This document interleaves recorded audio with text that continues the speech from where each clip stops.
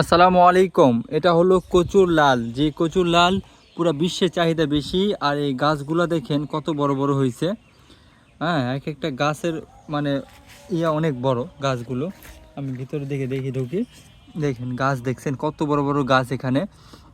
আর মূলত এই কচুর লাল পুরো বিশ্বে মানে বাংলাদেশে অনেকগুলো জেলার মধ্যে, যেমন জয়পুরহাট জেলাতে এই আবাদটা হয় এবং অন্যান্য দেশে আবাদটা হয় না। না হওয়ার কারণে আপনি কারওয়ান বাজার গেলে দেখবেন যে শিপমেন্টে বা প্লেনে এই কচুর লালটা বিদেশে যায় এবং বিদেশে এটা চাহিদাও বেশি। যেমন পটল আর কচুর লালের চাহিদা সবসময় বেশি থাকে। আর এই জন্য যদি কচুর লাল আপনারা আবাদ করেন সেক্ষেত্রে ভালো বেনিফিট পাইতে পারেন।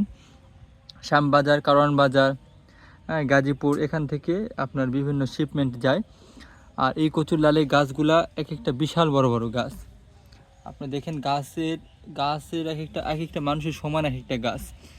হ্যাঁ, বিশাল বড় বড় গাছ। আর লালগুলো আপনাকে দেখাই, মূলত এই যেভাবে লাল ফুটতেছে, যেটা একটা লাল, ওখানে একটা লাল, এভাবে করে গাছের থেকে বের হচ্ছে। সেগুলো কেটে মূলত অনেক বড় হয়, এটা লম্বা লম্বা হয়। এটা কেটে কেটে পরে বাজারে নিয়ে যাওয়া হয়। বাজার থেকে সেগুলো বিক্রি করে ঢাকাতে যায়, ঢাকা থেকে প্লেনে করে বিদেশে দিয়ে পাঠায়। এই হলো কচুর লালের জমি।